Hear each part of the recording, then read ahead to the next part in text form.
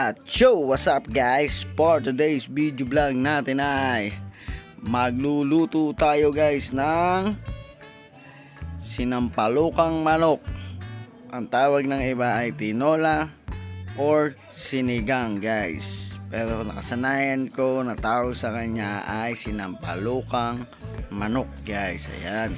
Ay ito naman nanguha tayo ng kangkong dyan sa ating mga kapaligiran guys.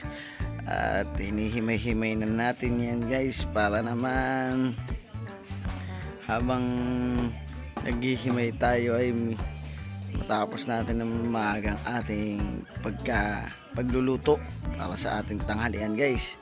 At syempre yan, hinihimay-himay natin yan, tinatanggal natin ang bawat sanga dahil medyo magulang na siya guys. At ayan, nag timelapse na nga tayo guys para mas mabilis natin matapos ang ating paghihimay ng kangkong na yan.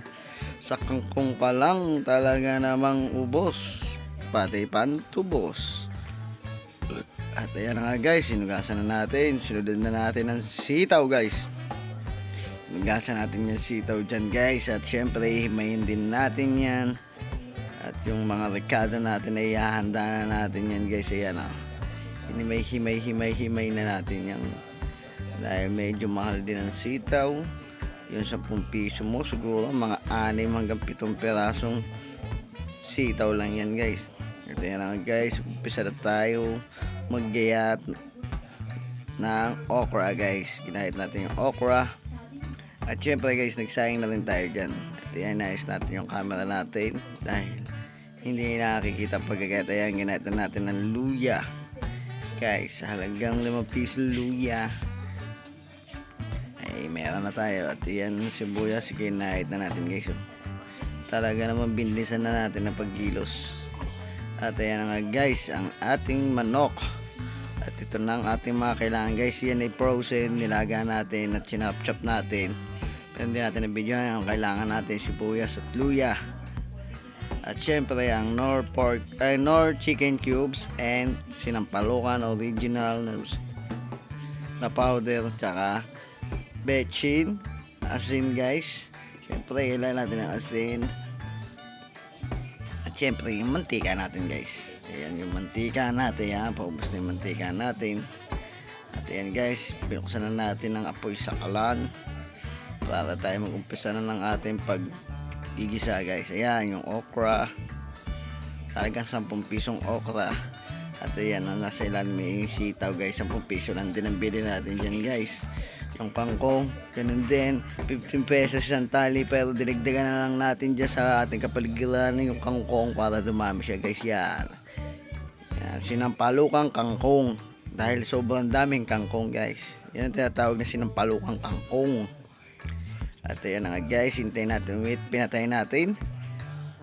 Pagkapatayin natin, baka may nakalimutan tayo guys. At ayan, nag timelapse tayo.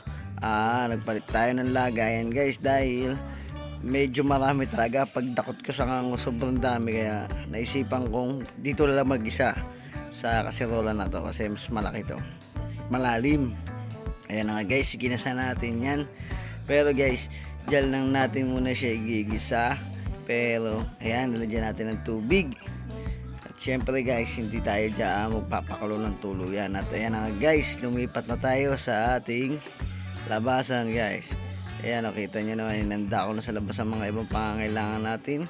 At talaga napakagulo ng ating video dahil tayo lang din nagbibideo na yun guys. Ayan, sinukat natin kung okay na ba yung malambot na. Ayan, talagang lumambot na guys, kaya talagang hindi lang triple time to, quadruple time tong ginawa natin guys para mabilis at mabilis siya maluto.